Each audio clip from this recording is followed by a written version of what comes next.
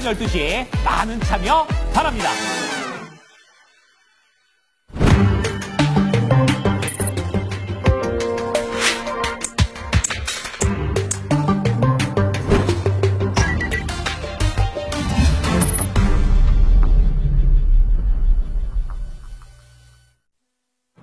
금요일 연준 와처 시간입니다. 도움 말씀 주실 이코노미 21의 양영빈 기자 모셨습니다. 기자님 어서 오세요. 네, 안녕하세요. 네, 오늘은 기자님과 함께 미국의 관세 정책에 대해서 자세하게 분석해 보도록 하겠습니다. 트럼프 당선인이 선거 기간 동안 내내 보편적 관세는 20%, 그리고 대중국 관세는 60%를 공언해 왔습니다. 하지만 이게 어느 정도인지 저희가 실감이 나지는 않는데요. 과거의 미국의 관세 정책은 어땠는지 먼저 짚어보면서 이야기 나눠보겠습니다.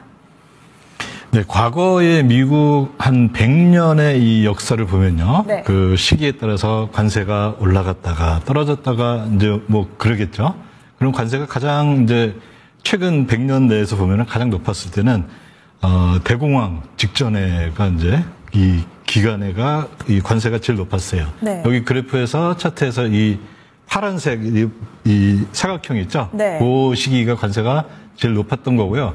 이렇게 또 관세를 크게 두 가지 그래프로 하나는 파란색, 하나는 주황색으로 나타냈는데요. 파란색은 뭐냐면은 관세인데 관세 대상이 있겠죠. 네. 모든 수입품에 대해서 관세를 다 매기는 건 아니거든요. 그 관세 대상을 기준으로 했을 때 관세가 몇 %냐 보면은 가장 많이 올라왔을 때가 거의 60%까지 갑니다. 네. 중국으로 얘기하면 이제 중국 이제 만약에 트럼프 2기 행정부에서 한다면 이 정도까지 올라가는 거예요. 대공황 수준까지 올릴 수 있다. 네. 네. 그리고 밑에 이 주황색은 뭐냐면은 수입품 전체에 대해서 비과세 품목도 있잖아요. 네. 그리고 관세를 매기는 품목은 아무래도 주로 소비재 제품들이겠죠. 뭐 옷, 뭐 자동차 이런 거에 대해서 관세를 매길 텐데 관세를 매기지 않는 거는 대체적으로 뭐 원료 같은 거 네. 이런 거는 사람들이 직접 소비는 안 하잖아요. 그런 제품들은 다 공장에 가서 다른 뭔가를 생산하기 위해서 들어가는 그런 제품이기 때문에 네. 그런 것들은 이제 비관세가 됩니다. 그러면 밑에 이제 주황색은 뭐냐면 전체 수입하는 거가 뭐 예를 들어 100원이었다. 네. 근데 관세를 다 매겨보니까 10원이다. 그럼 관세 10% 이렇게 계산한 겁니다. 네. 아무래도 그게 작겠죠. 그러면 이제 이게 현재 수준은 얼마냐면은 전체 미국이 수입하는 전체 그 수입품에 대해서 총 관세가 어느 정도 되나 하고 계산해 보니까 대략 한 2.4% 정도 돼요. 네. 그리고 관세를 매기는 품목에 대한 그 관세는 7.4%쯤 됩니다. 근데 이걸 보편적으로 무조건 일괄 관세 20%를 하겠다고 얘기를 했으니까 이 7.4가 뭐 3배 하니까 한 21% 정도까지 올라가는 거겠죠. 네. 그럼 그건 어느 정도 수준이냐면요. 중간에 보면은 가트가 있고 또 WTO가 있는데요. 가트가 생기기 직전의 수준이 딱 요 수준이에요. 그때가 20.1%였는데요. 네. 요 가트라는 건 뭐냐면은 2차 대전이 끝나고 전 세계 이제 강대국들 주요 국가들이 모여서 회의를 한 거예요. 네. 우리가 왜 이런 말도 안 되는 전쟁을 했냐 하고 이제 경제적인 이유를 보니까 그때 서로 평가절하하고 관세 매기고 했고 뭐 이런 일들을 했다. 그러니까 이제 그 가트라는 걸 이제 출범할 때 딱 이제 그 주요 국가들이 모여서 뭐로 하냐면은 자 그럼 우리 이제부터 관세 줄이자. 그다음에 환율 장난하지 말자. 그래서 그때 고정 환율제였어요. 그때는. 네. 그리고 뭐 브레튼 우주 체제라 그러죠. 그리고 크게 이제 양대 마차로 그런 것들을 그 2차 대전이 끝났으니까 거의 지금부터 몇십 년 전이니까 한 80년 전이죠. 네. 그 80년간 그런 식으로 진행을 해왔는데 이걸 되돌리겠다는 거예요. 네. 네, 그런 상황입니다. 그렇다면 트럼프는 또 소득세 감면도 계속해서 이야기를 하면서 관세를 올려서 소득세가 감소하는 부분을 잡겠다라고 이야기를 했는데 이게 또 실현 가능성이 있는지도 궁금합니다. 뭐 개인 소득세 비율이나 뭐 아니면 기업 소득세 비율도 어떻게 과거에는 흘러갔는지 앞으로 이게 실현이 된다면 어떻게 흘러갈지도 궁금합니다. 네, 사실 정치가들이 제가 봤을 때는 선거에서 당선이 되려면 무슨 말을 못 하겠습니까? 그래서 이것도 이제 그런 말 중에 하나라고 이제 보는데요. 이제 미국 이 연방 정부죠. 중앙 정부의 수입을 보면은 대체적으로 세금 수입일 거잖아요. 네. 세금 수입 중에서 관세가 어느 정도 차지하고 있나 보니까 저 맨 밑에 회색이에요. 엄청 적네요. 네. 그러면 지금 얼마냐면 1.7%입니다.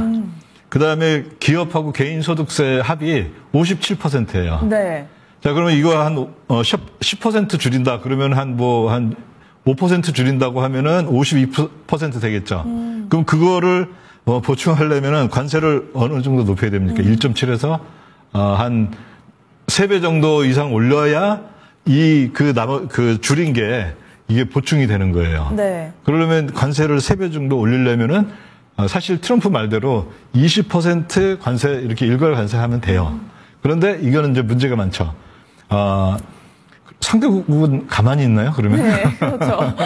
그런 과정에서 이제 현재까지는 이렇게 되고 있고, 그래서 사실 개인 기업 소득세를 줄인 거를 관세로 보충하겠다 이거는 네. 사실 굉장히 실현 가능성이 매우 적다 이렇게 볼 수가 있습니다. 보복 관세도 있기 때문에 또 실현 가능성은 크지는 않아 보이는데요. 일단 트럼프 일기에서도 대중국 제재가 나왔었습니다. 그때 행정부에서는 관세와 실적이 또 어땠는지도 궁금하고요.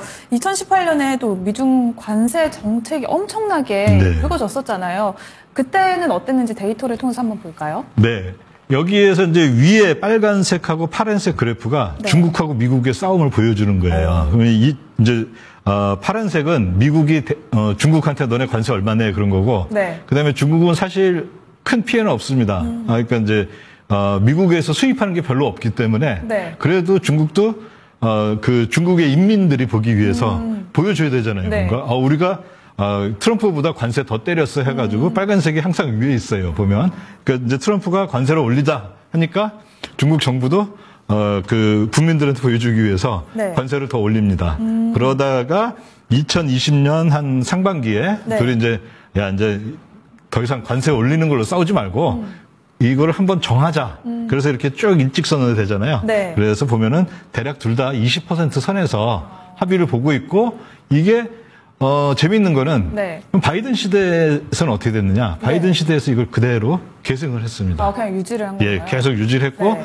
그다음에 올해 대선 한 그 얼마 안 두고 여름경에 네. 바이든이 이건 이제 대선이 약간 불리하게 돌아가는 것 같으니까 바이든 행정부에서 또 중국에 대해서 관세를 했죠. 네. 그 전기자동차 네. 뭐 50% 사실 중국 걸 별로 수입을 안 하기 때문에 네. 사실 이제 정치인들이 하는 말들이 보면은 뭐를 100% 올렸다 그런 얘기들은 뭐냐면 별로 수입을 안 하기 때문에 그런 것들이 많아요. 근데 어쨌든 바이든은 트럼프의 정책을 그대로 이어받았고, 여기에 이제 트럼프는 더 하겠다는 거죠. 네. 이제 중국은 이미 20%니까 보편관세 20%에 적용이 안 됩니다.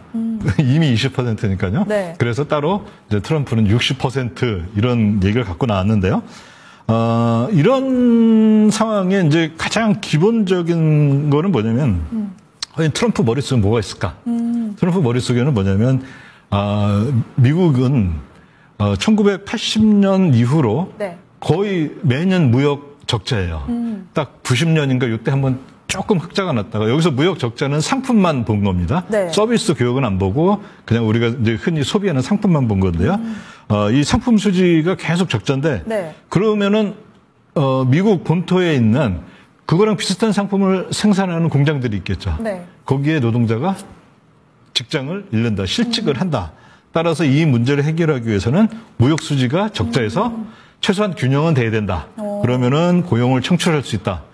굉장히 설득력이 있잖아요. 네. 이게 사실 2016년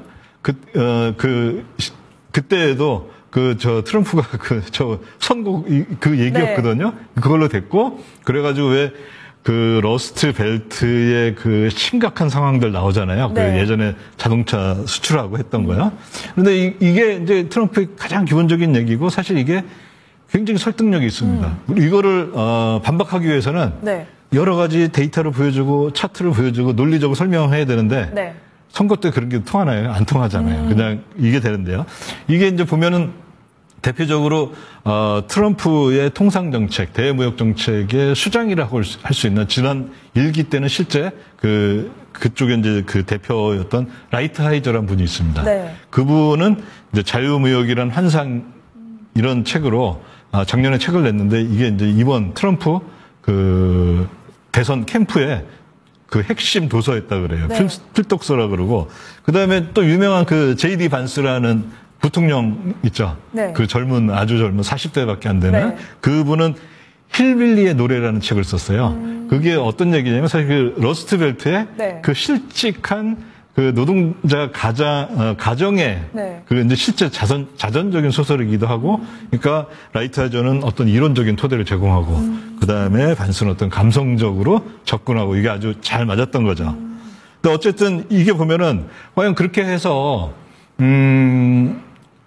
뭐 무역수지 적자를 줄이고 또 고용도 늘렸느냐? 네. 자, 과거 데이터를 한번 보면요. 네. 트럼프 일기부터 예. 바이든까지 한번 짚어볼까요? 네, 일단 먼저 상품 수지를 한번 볼게요. 네. 요게 이제 보면은 사각형이 두 개 있죠. 하나가 회색이고 하나가 약간 노란색인데요. 네. 사각형이 트럼프식입니다. 자, 트럼프 시기에 4.0이 저거는 처음이 아니라 네. 그 이제 무역 전쟁 시작하고 관세 올라갔을 때 그때부터입니다. 그때 상품 수지가 적자가 4.02%였어요. 그러다가 쭉 내려오다가 코로나 맞고 다시 올라가죠. 자, 그럼 코로나 때문에 어쩔 수 없다고 치죠. 네. 그런데 또 바이든은 거의 똑같은 그 정책을 그대로 이어받았습니다. 가장 최근에 보면 4.10이에요. 네. 이 얘기는 뭐냐면 별로 효과가 없었다. 그 얘기죠. 네. 자, 그러면 이건 이제 상품 무역 수지인데요. 그러면 이제 실제 고용은 어떻게 됐느냐? 네. 고용도 한번 볼게요. 이거는 뭐냐면은 제조업 전체에서 그 전체 고용에서 네. 제조업이 차지하는 비율이에요. 그럼 이제 맨 앞이 1939년부터 시작했는데요. 네. 갑자기 팍 뛰죠. 왜 떴냐면요. 전쟁해가지고 2차 대전 하니까 열심히 뭔가 무기도 만들고 뭐 해야 되잖아요. 네. 그래서 그 고용이 확 뛴 거예요. 제조업 쪽에. 네. 그러다가 이제 전쟁이 끝나니까 다시 줄어들고 거기는 이제 약간 뭐라 해야 되나 이제 특이한 그런 시기였고요. 네. 근데 그 이후에 보면은 고용이 계속 줄어들고 있습니다. 이 이야기는 뭐냐면 이 기간 동안에는 1980년까지는 네. 미국이 지금은 우리가 생각할 때는 미국이 무역 수지 흑자했던 날도 있었어 그런 생각이 들 수도 있지만 네. 1980년까지는 미국이 무역 흑자 국가였어요. 자, 그 흑자 국가인데도 고용 비율은 제조업의 고용 비율은 계속 줄어들고 있고 그다음에 적자로 됐다고 해서 이 줄어드는 이 속도가 갑자기 커지거나 그런 게 아니라 네. 여전히 추세를 이어가고 있습니다. 그리고 저 맨 뒤에 파란색 사각형 이거는 어떤 거냐면은 트럼프하고 바이든 시기에 고용이 어떻게 됐나 본 거예요. 네. 자, 고용 어떻습니까? 여전히 그냥 계속 조금씩 줄고 있습니다.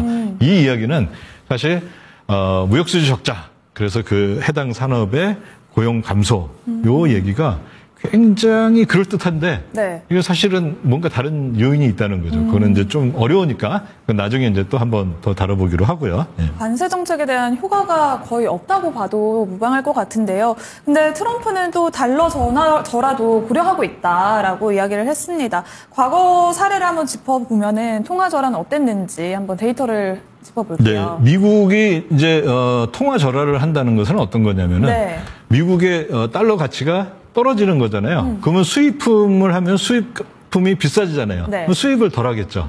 그런데 미국의 달러 가치가 떨어지니까 외국에서는 미국 거가 싸진 거잖아요. 그러니까 수출을 많이 하잖아요. 그래서 이 무역 수지가 좋아진다. 이렇게 이제 보통 이제 보고 있는데요. 네. 실제 미국이 가장 힘이 있었을 때가 이제 사실 1980년대 요때잖아요. 네. 그때 이제 85년에 미국이 이제 무역수지 적자가 되니까 여기에 이제 파란색은 무역수지 적자를 나타냅니다. 네. 이 위로 올라갈수록 거꾸로 해놨어요. 무역수지가 커지는 거고요. 그 다음에 이 오렌지색은 엔화 환율입니다. 네. 마르크도 있는데 거의 비슷하게 움직였거든요.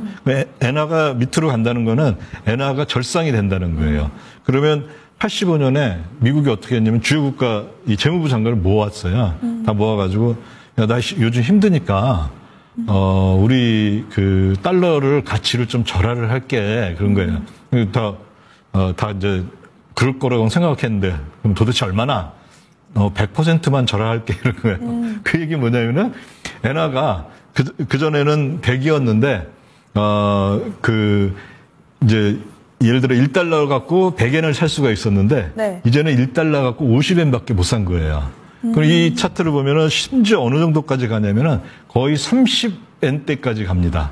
그 얘기는 뭐냐면 엔화가 3배 비싸진 거예요. 네. 그래서 플라자 협의가 있으면서 이 엔화가 강세가 되고 뭐 주요국 통화들이 다 이렇게 됐습니다. 그러면서 어떤 일이 생기냐면은 굉장히 늘어났던 이 무역 수지 적자가 쭉 떨어져서 마이너스 1% 정도까지 떨어지는 걸 우리가 볼 수가 있어요. 네. 그런데 그 뒤에도 엔화는 계속 떨어졌어요. 거의 뭐 심할 때는 3분의 1 수준까지 네. 엔화의 이제 가치는 이제 3배 절상이 된 거죠. 그런데 그 뒤로 어떻게 됐냐면 1990년부터 다시 이 무역 적자가 다시 또 올라가고 있어요. 네. 이 얘기는 뭐냐면은 이 뭐 절상하고 이런 거 해봤자 이게 그렇게 큰 뭐 단기간으로 한 5년 정도 영향은 줄 수가 있지만 네. 그동안에 뭐 일본의 그 회사들은 가만히 있었겠습니까? 어떻게 네. 또 생산성을 향상시키려고 어마어마한 노력을 하겠죠.